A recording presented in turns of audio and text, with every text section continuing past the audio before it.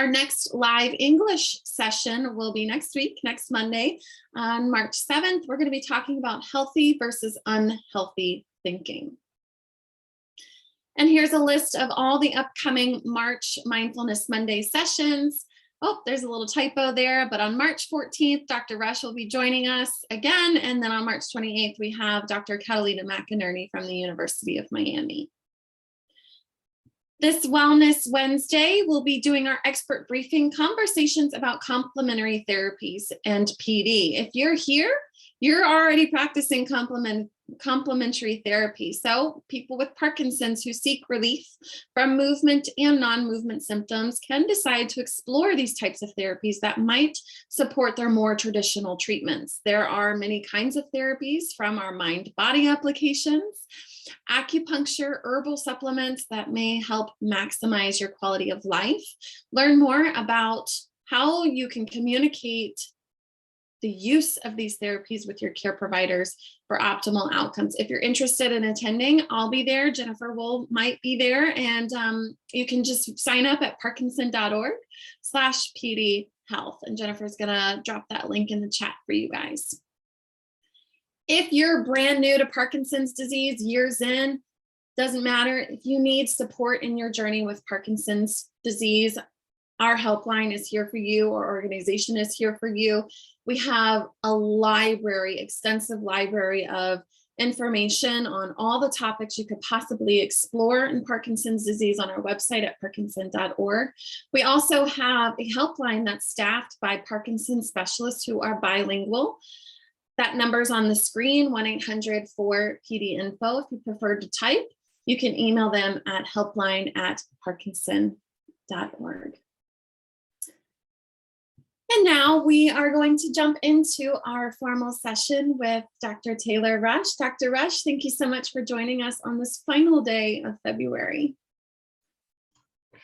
Thank you, Krista. I'm so happy to be here with you guys. And I am looking forward to March, because I will say here in Cleveland, it's been a brutal February. And so I'm really hoping March brings some warmer temps and I can get outside without snow boots every single day, but we shall see. So today I wanted to come back to a topic that we have talked about before, but with a slightly different bend to it. So we've done a few mindfulness Monday sessions that have focused on self-compassion. And how do we cultivate self-compassion? How are we able to, show some graciousness towards ourselves? And, how can we kind of, navigate, self-criticism in the midst of dealing with a chronic neurologic condition? And so I will say that part of the reason that I'm coming back to this topic today is because it's been on my mind a lot, because I find that a lot of my sessions with folks lately have been surrounding the topics of self-criticism and even more specifically shame. And sometimes that's where their self-criticism arises from. And what I often find with many people is that we tend to narrate our lives with what it is that's going wrong. And we look at things from a deficiency model of what needs to be better, what's not good enough, what's going poorly. And as a result of that deficiency narrative, shame can sometimes become a pretty common emotional state. And so I'm going to put in a little bit of a disclaimer here that, for some people, shame may not necessarily be an overriding topic that comes up on a day-to-day basis for you. And so if it's not, I'm very happy to hear that. And so, I hope that you can come in today's session with at least an open mind and perhaps maybe some compassion for those who may experience shame. And so, when we look at even like some of the research about shame and Parkinson's disease, there's not actually a whole lot out there, to be quite honest. But what we do know is that of the research that has been done, there are some themes regarding shame. And if we kind of boil down shame, it's a bit different than guilt or embarrassment. So with guilt, let's say I did something bad and I feel guilty for the thing that I did, the behavior that I engaged in that then turned out to not be a great idea. Versus shame is I am bad. I am deficient. I'm not good enough. Me as a person, my character, there's a part of me that I am ashamed of because it's part of who I am. And so when we look at shame and Parkinson's, some of the themes that we see include shame regarding motor symptoms. So for some people, they may have an unsteady gait or they need an assistive device. And so that causes shame because they feel I'm being seen as less than, and I feel less than, I feel more dependent, I feel less independent. Tremor, I'm not as steady as I used to be with my hands. My speech may not be as clear or as loud as it used to be. My facial expressions are somewhat masked. I experience sometimes unpredictable off periods from medication, and it can mean that I'm put in a difficult circumstance and I'm just not able to get through it like I would like. And so we see that there can be shame regarding some of those motor symptoms, as well as the non-motor symptoms of Parkinson's that we know are very common, including symptoms of depression, anxiety, again, having more, increased dependence on others for some of the shifting roles and responsibilities that occur as Parkinson's affects areas of life, as well as sense of self. And a few months back, we even did a whole talk and meditation surrounding sense of identity and how to be mindful with some of the changes that can occur there. So with these changes in the identity and sense of self because of what one can no longer physically do, or sometimes just the stress of coping with a chronic disease like Parkinson's, it can make it harder to be patient. It can make it harder to be, loving towards individuals because there's so much weight that's carried with living with this disease. And so you may find yourself being more irritable with others or withdrawing socially. And this tends to serve to further feelings of shame, like I don't want to put that burden on my family or friends to be around me, or I just don't know that I'm all that fun to be around anymore, or they have to do so much more work in order for me to go to lunch because, we have to pack up my walker, it takes me longer to get places. So because there's something wrong with me, I don't want to put that on anyone else. And so that results in further isolation, withdrawal, and it can, again, further increase low mood, poor self-esteem, and some basic difficulty with seeing and acknowledging your basic goodness in who you are. And so sometimes what I end up working on with my patients is how to be able to exercise self-compassion in the midst of feeling shame. And so there's some great research on this from a few different pivotal people in the field, including Tara Brach, who we've talked about before, with radical self-compassion, radical acceptance. And one thing that she talks about is each day doing what's called a forgiveness scan. Are you holding anything against yourself from the day? Something that you weren't able to complete, or something that you struggled with, or symptoms that made it hard for you to do the things that you had on your list. And so being able to recognize those things so that they don't end up contributing to a heightened sense of shame regarding the self, and being able to let go. And so that's where I think mindfulness ends up interfacing with this topic, is by practicing, mindful awareness of shame, mindful forgiveness of the fact that sometimes we experience these strong, hard emotions. sometimes we can start to make room to acknowledge our basic goodness.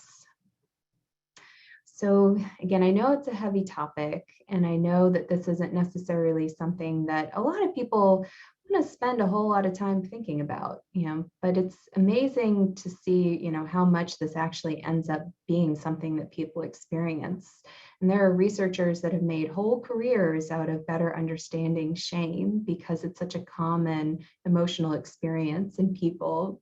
And so, one headlining shame researcher is Brene Brown. Some of you may have heard of her, and she's written prolifically on the topic of shame and the importance of vulnerability when trying to acknowledge and manage shame.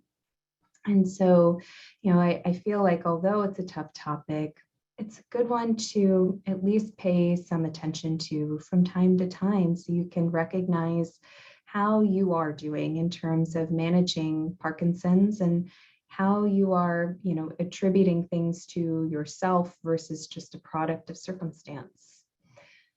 So I thought we could kind of engage in a little bit of an experimental meditation today on shame and self-forgiveness. And so if you dare to join me on this journey today, I want you to, get into your most comfortable meditation position. And, getting balanced in your chair, your seat, your recliner, wherever you find yourself today. Rooting the feet on the floor if you can. Shoulders down. Shifting in your chair to feel your sit bones beneath you. Just becoming generally mindful of your body.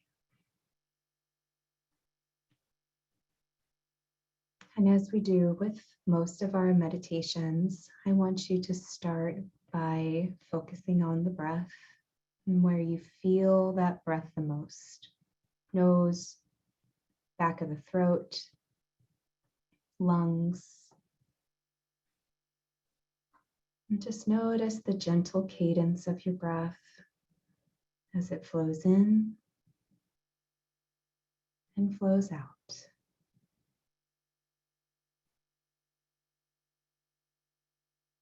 Giving yourself permission to be here in this moment.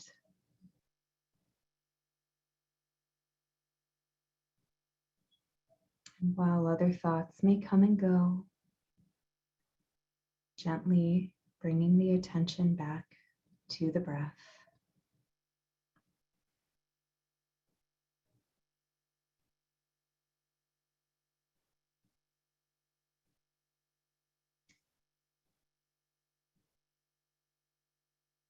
And now I want you to shift your attention gently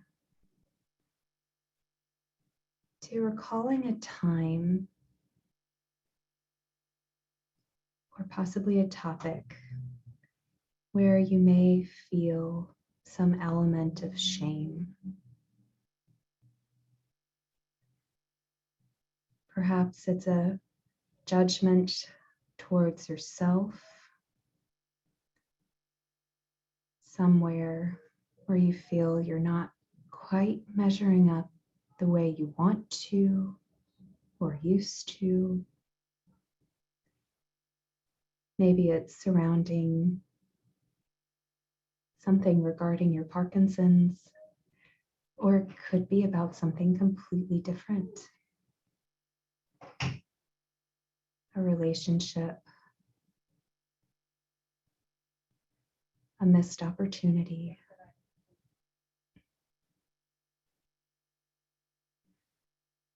And just allow yourself to reflect on this topic or this thought. And notice any feeling of shame that comes forth. Allowing yourself to feel it and acknowledge it. And maybe notice as you feel that sensation, what may be happening in your body. Where might you physically feel this emotion of shame? And so whether that's tightness in your throat, tension in your shoulders, maybe a weight in the pit of your stomach,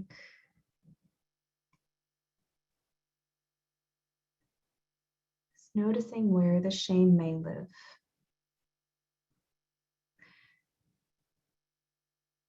How might you describe how it feels to a trusted friend? What are the physical sensations, the thoughts, and some of the other feelings that may come along with shame?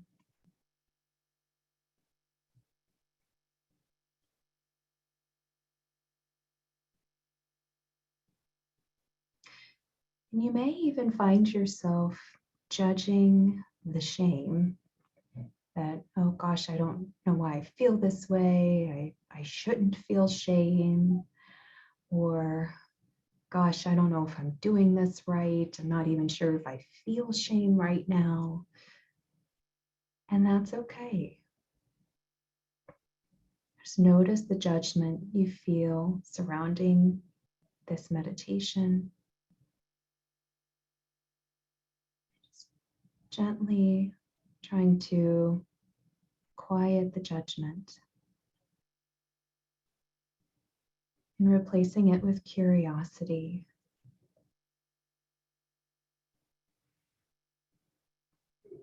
Gentle, caring curiosity for your experience right now. Just remember, staying open and staying curious is what mindfulness is all about.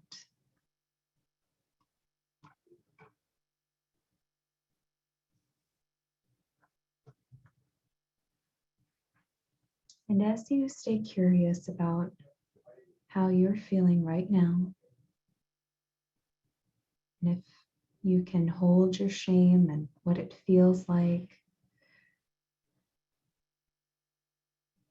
consider offering a genuine message of forgiveness to the shame. Maybe something along the lines of, I see how I have caused suffering within myself, and I want to forgive it. It's hard to do. It can feel weird. It can feel artificial when you try to be vulnerable with yourself. It can sometimes feel like if you do this, it's going to be too overwhelming, and that's okay. If you're having trouble with the exercise, you can always say, it's my intention to accept that I am human and cannot live my life perfectly.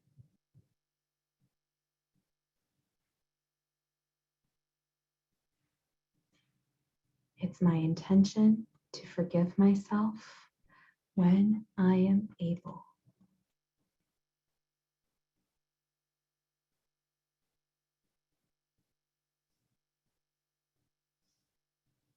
See if you can use the power of your anchoring breath to ease any physical sensations you have associated with shame. Breathing through the pit in your stomach, breathing through shoulder tension, throat tightness,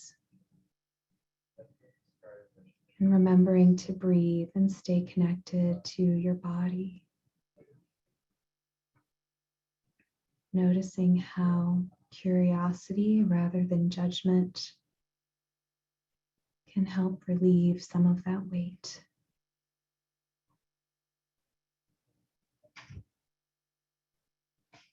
And thanking yourself for having the courage to think about something really uncomfortable.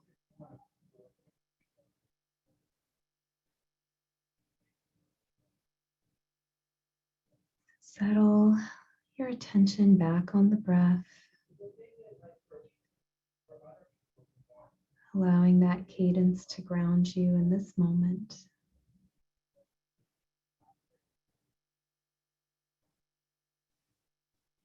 When you're ready, start shifting in your seat a little bit, wiggling your fingers, your toes, moving the shoulders, neck,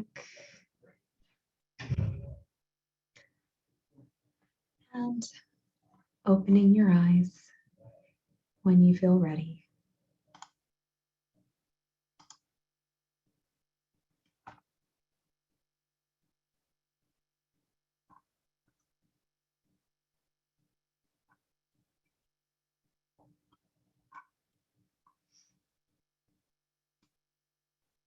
All right, starting to see some open eyes.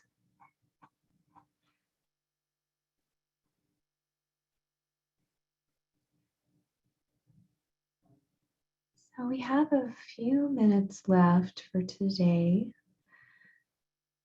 If people have thoughts or comments on their experience during this exercise, I would love to hear them. We're always experimenting in here, right? It's a safe zone to do that for you guys and for me. So I definitely want to hear how this felt for you, good, bad, and ugly.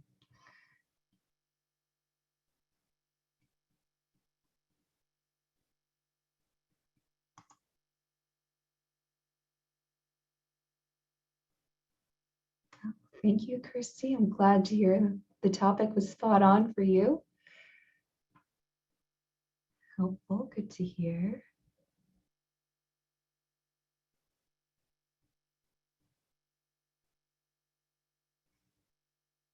We did have one question come in, and maybe we can just talk about why we practice mindfulness meditation and its benefits of continuing the practice. So, mindfulness, I feel like is for me, it's a respite from my own thoughts sometimes.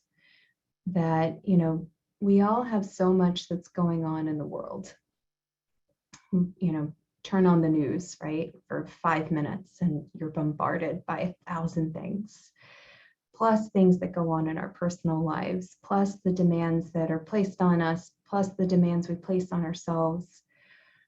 I find mindfulness to be a way to separate from those things, if just briefly.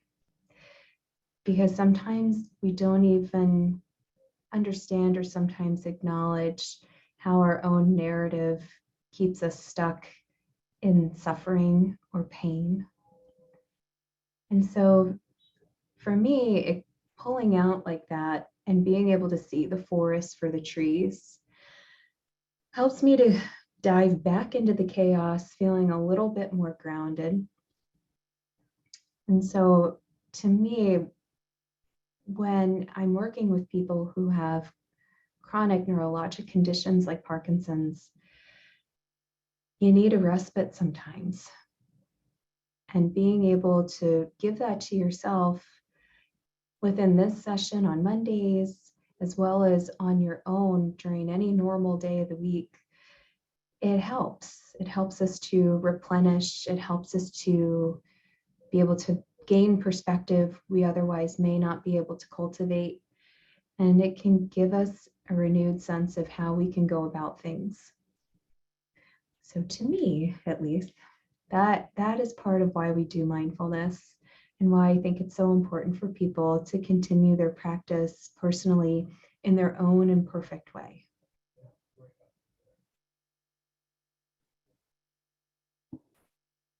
Yeah, and I know the topic of shame can be applied to almost all kind of elements of our lives. And I think one thing that we could talk about is some shame that care partners also feel, for feeling not doing enough for their person with Parkinson's, or even sometimes having negative feelings about doing too much for their person with Parkinson's. So it was a really good exercise for both sides of the spectrum of Parkinson's disease for people living with it and those affected by it. Absolutely. Absolutely. I think we all hold ourselves on hooks that end up just increasing our suffering, when really we need to focus sometimes on the things that, we are doing already, and the inherent intention of our good natures. Mm. I think, I'm probably an optimist in this way. A cynical optimist is maybe my best descriptor for myself, but I really do think that people are born into this world with the intention of being the best version of themselves that they can be, and we end up, losing our course sometimes along the ways. But we have to sometimes get back in touch with that inherent goodness that we are. Mm-hmm. I just got a direct message. Can we talk about the difference between feeling shame versus regret? Yes. So typically, regret is more a feeling regret. Okay, let me see how I want to phrase this exactly. It's typically regarding actions or situations. So regret may be, I regret that, I didn't go to more of my kids', events growing up because I had to work. I wish I could have been there, and I wish that I could go back and change the clocks of time. Versus shame is, I am not a good person because I wasn't at my kids' events when they were growing up. So it's more of this sense of this value of yourself, or devalue of yourself, that I am not acceptable, or I am bad in some way because of something that happened, or something that I couldn't control or can't control now. So shame is a sense of your identity, versus regret is more, guilt, or wishing things could have been different, but now you can't change it. And we're just at our time, so maybe we kind of flip the script a little bit and end on a more positive note. How can we, we identify these feelings of shame, what they feel like in our body, how it kind of projects into our lives, and seeing if we can be a little bit more curious about shame. How can we shift our mind's perspective, the thought patterns that we're having of feeling shameful, to be a little bit more open and curious to this feeling? So how do you replace shame with curiosity is what Jenny's asking us. Yeah, I think that journey ends up looking a little different depending on the person, right? Mm-hmm. But I think it starts with the assumption that you're worth exchanging shame for curiosity. I'm worth acknowledging that the shame exists, and that I can be curious with it, that I can forgive the shame for existing, and knowing that your inherent worth, your goodness as a person, is worth that curiosity. Means letting yourself off the hook just slightly for a moment. Mm-hmm. Yeah. I think too, a good practice is to have, why am I feeling this way? What has led me to this point of this emotion being very present at this time? So I think coming back to the why can help us understand that emotion a little bit better. Would you agree? I would agree. Absolutely. And because sometimes it's not something that we started. Sometimes it's a narrative that was started for us. Mm-hmm. When we were very young, or through other relationships. So sometimes if we can get to the root of that shame and where the narrative began, it helps us to then re-script it to be a bit more realistic about who we are as a person. So that does come up absolutely within the context of therapy and other venues. Mm-hmm. Well, thank you, Dr. Rush, and for everyone who felt a little open to exploring this topic of conversation that is difficult to embrace. We're all human beings. Our emotions are on a spectrum. It's not just good or bad. There's all kinds of things in between. And it's really quite beautiful to be able to start to define a better understanding of this emotional spectrum. So I appreciate you, Dr. Rush, for sharing this moment with us to kind of explore something that we often repress and try to avoid feeling, but can be very, very prevalent in our quality of life. So thank you so much for this opportunity. Thank you guys for going there with me. All right, so next week we will rejoin each other on Monday, March 7th, and we'll be exploring the topic of healthy versus unhealthy thinking. And I will see you guys next Monday. Have a wonderful week. Thank you, Dr. Rush.